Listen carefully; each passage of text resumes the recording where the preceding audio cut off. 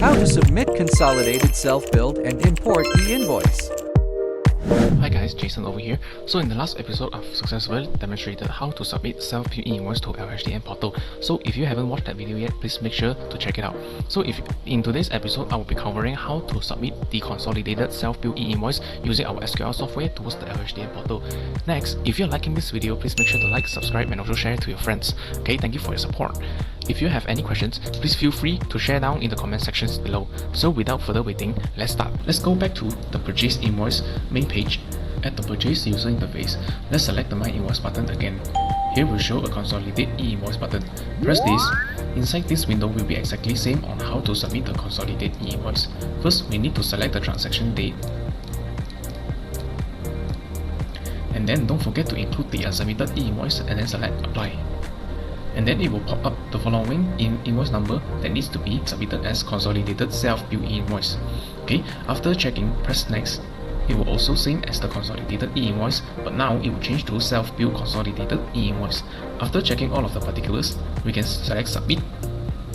And then the Self-Billed e-invoice will be same name, and then the e-invoice number will be changed into Consolidated Invoice e-invoice number. Okay, following will be the same information, which is supplier name and also buyer name, the e-invoice submission issuance date and time, and then the unique UUID code provided by LHDN portal. That is how you can submit a consolidated self-billed e-invoice.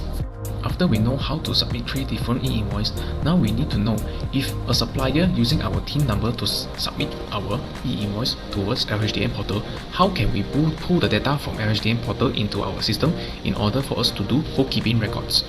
Now, let's go back to Purchase Invoice window and then select the MyInvoice button. Over here, we can select Batch Import Invoice. And then, after we select the transaction date, select Apply. Then it will show you the total amount of e-invoice will be submitted towards the LHDN portal by our supplier. Then over here, let's say I want to import the invoice number 149, and then over here we need to select our supplier code. After we select our supplier code, underneath here we need to also select our item code. After that, over the tax tab, if your supplier is paying tax by selling this item to you, we need to select how many rate of tax they are charging. Then, after all being set, we can select the import button on the bottom right corner. After posting is done, we press OK.